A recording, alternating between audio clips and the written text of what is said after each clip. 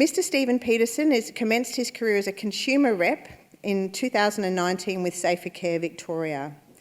On the basis of his long history as a visitor to aged care facilities and his deep interest in elderly and aged care.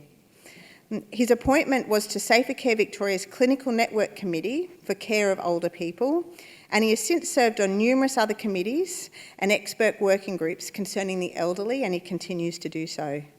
Thank you for making the time to speak to us today, Stephen.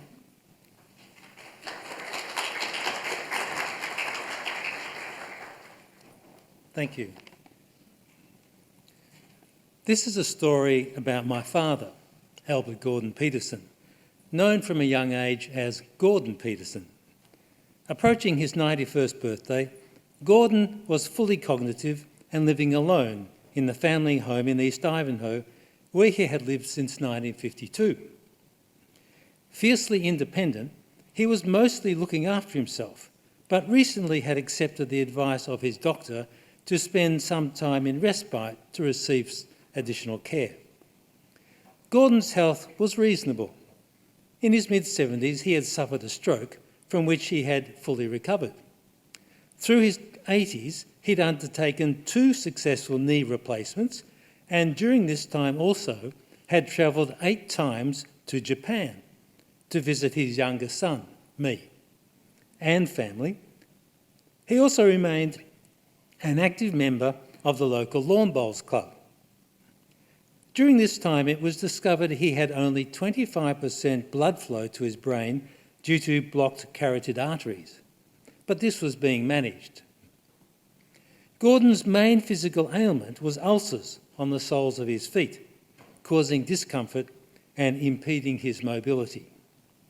Orthotic footwear helped, but the problem persisted. On the 10th night of his stay in the respite, Gordon fell in the dark while attempting to go to the toilet, crashing against the bedroom door and breaking his hip. It wasn't until a few hours later, at daybreak, his plight was discovered and entry forced into the room. In the hospital, pain was a major factor, but this was promptly attended to. My brother and I were visiting him daily. Early on, doubt was expressed as to when, even if, the hip would be operated on. We reasoned this was because of his carotid arteries, but no clear medical explanation was provided, and nor was any date of an operation given. An operation on a 90-year-old with blocked carotids might be risky, but we fully expected it to take place. The situation was distressing for Gordon, not knowing what the immediate and hence longer-term future might hold. Our concern for him was exacerbated by the lack of information about his prognosis and why there actually was a delay with the operation.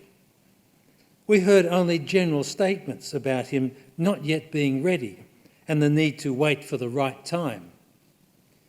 It appeared the clinicians thought we wouldn't understand such complicated medical matters, or they were attempting to shield us from the reality of the situation.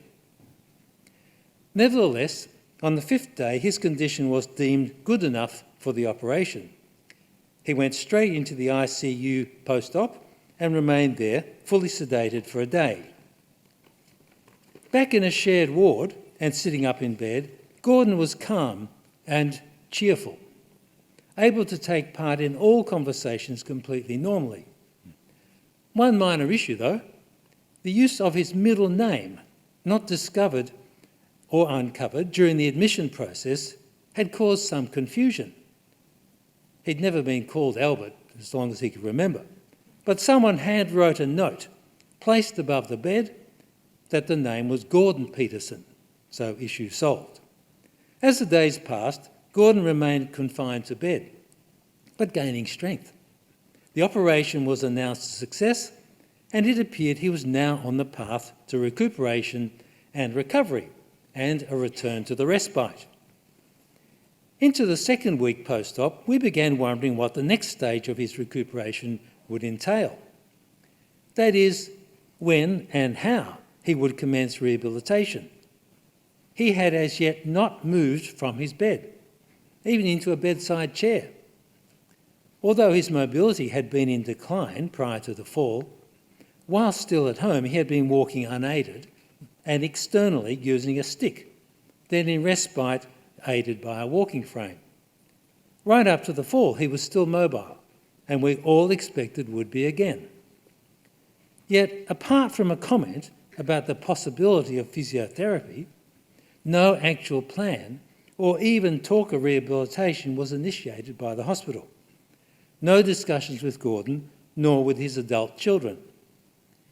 It appeared he was being given no opportunity to move from the supine position of sitting up in bed, and that this would be his lot for the remainder of his life, a situation we considered intolerable and would never have contemplated. He was enthusiastic about getting back on his feet. His very words to me were, "I have never shirked anything in the past," to which his 2 knee replacements attest. But nothing was said of this by the medical staff. It was unknown how long his hospital stay would be and what the next stage of his life would be like, or where it would take place. Knowing fully about his medical condition, perhaps the clinicians saw no future for him anywhere else, but didn't want to tell the family the cold, hard truth. Naturally, we expected our father did have a future. He had been in good enough health prior to the fall, in fact had thrived during the 10 days in respite, and appeared to have years of life ahead of him. Simply, I couldn't understand why my father was not being given the chance to start regaining his mobility and resuming his life. During Dad's 4th and final week of hospitalisation, there was some deterioration in his condition, indicated by occasional shortness of breath, coughing and wheezing when he was provided with oxygen. From a casual comment by one staff member, it also seemed he was eating less. My brother noted that at this time, a staff member suggested he might consider staying overnight at the hospital. Yet oxygen support was seldom needed, and all the while Gordon remained fully alert and communicative, and keen to get on with his recovery. As a consequence of the apparent loss of appetite, on the Saturday of the 4th week, the day before he died, when my family planned a visit, my wife purchased some freshly baked custard cream buns called choux cream, a Japanese version of the eclair, which had been Gordon's absolute favourite in Japan. During the evening visit, he polished off a number of these cakes with glee, a big smile on his face, compliments to the chef, happy and content, showing he would eat if the food was right. The following night I gave him a shave, as I had done each day there. We spoke briefly, and then I left him, again speaking with the desk staff about his and our desire to get the rehabilitation started. About 6 hours later, my brother phoned me, saying he had received a call from the hospital that Gordon was fading fast, in their words. We both hurried to the hospital. It was about 3 or 4 a.m. Our father was already deceased by the time we arrived. I'm not very familiar with death, but it occurred to me, considering it had previously been suggested my brother might stay overnight, if on this day it were known Gordon's condition was very poor, which certainly wasn't apparent, this suggestion could have been made again to give us the opportunity to be with Dad as he passed away. In summary, whilst the technical expertise at the hospital was excellent, I felt we had been left in the dark about Dad's condition and future prospects, either due to poor communication channels or concern that we would be upset by the truth. There had been no talk about rehabilitation and a path to recovery, no setting of goals in the short term or medium term. To me, we hadn't been treated like adults, as equals with the medical staff. I felt my brother and I should have been drawn more into the care and treatment process. And also there was no reason not to include the patient in any discussions about his condition and future either. Everyone of sound mental state and at least reasonable physical condition, whatever their age, believes they have a future, no matter how physically limited and restricted that might be. They should have something to aspire to, the prospect of continuing to see their family and friends and pursue their interests. Gordon had a life outside the hospital worth living, but this appears not to have been acknowledged by his clinicians.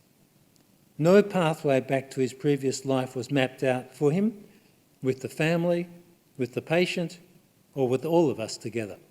Thank you.